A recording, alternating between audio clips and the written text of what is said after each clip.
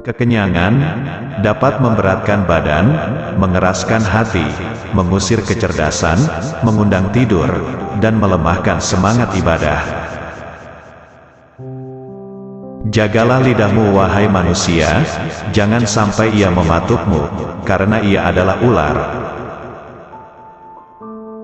Maka, berpikirlah sebelum menentukan suatu ketetapan, atur strategi sebelum menyerang, dan musyawarahkan terlebih dahulu sebelum melangkah maju ke depan. Tiada kesusahan yang kekal, tiada kegembiraan yang abadi, tiada kefakiran yang lama, tiada kemakmuran yang lestari. Aku tidak pernah berdebat dengan seseorang dengan tujuan agar dirinya mendengar apa yang salah, atau untuk mempermalukan dirinya dan menang berdebat atas dirinya. Dirimu menganggap bahwa kamu tidak lebih dari sebuah badan. Sesungguhnya di dalam dirimu ada sesuatu yang lebih besar dari semesta. Takabur adalah akhlak tercela. Ketahuilah, sesungguhnya hidupmu di dunia akan sirna, dindingnya juga akan hilang dan hancur, maka perbanyaklah perbuatan baik dan jangan terlalu banyak berangan-angan. Kedermawanan dan kemuliaan adalah dua hal yang dapat menutupi aib.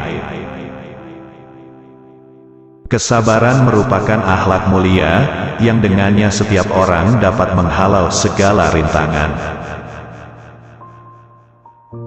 Marahnya orang yang mulia, bisa terlihat dari sikapnya, dan marahnya orang yang bodoh, terlihat dari ucapan lisannya.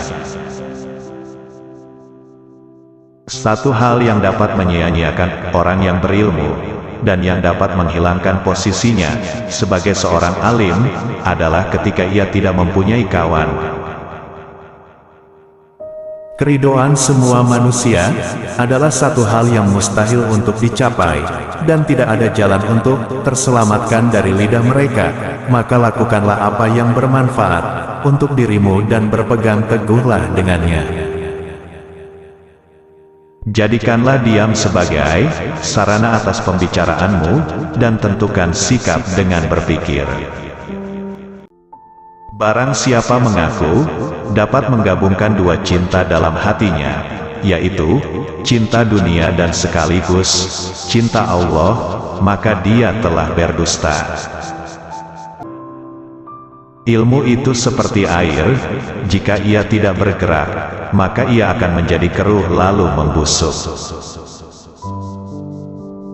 Aku mampu berhujah dengan 10 orang berilmu, tapi aku akan kalah pada satu orang yang jahil, karena ia tidak tahu akan landasan ilmu.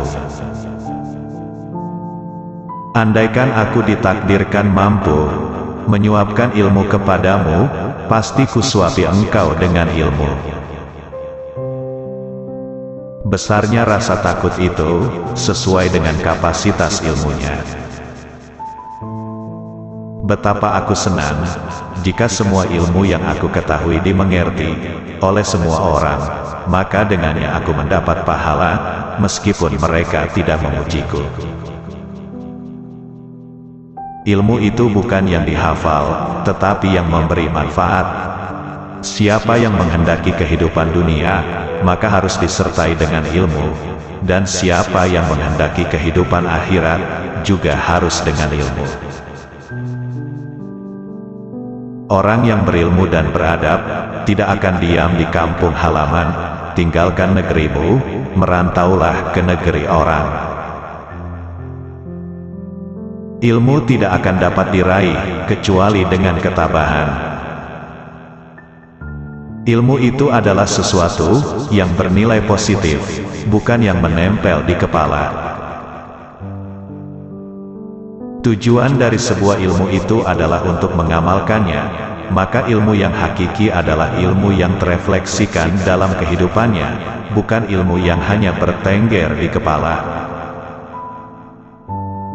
Pekerjaan terberat itu ada 3, sikap dermawan di saat keadaan sempit, menjauhi dosa di kala sendiri, berkata benar di hadapan orang yang ditakuti. Pilar kepemimpinan itu ada 5, perkataan yang benar, menyimpan rahasia, menepati janji, senantiasa memberi nasihat, menunaikan amanah.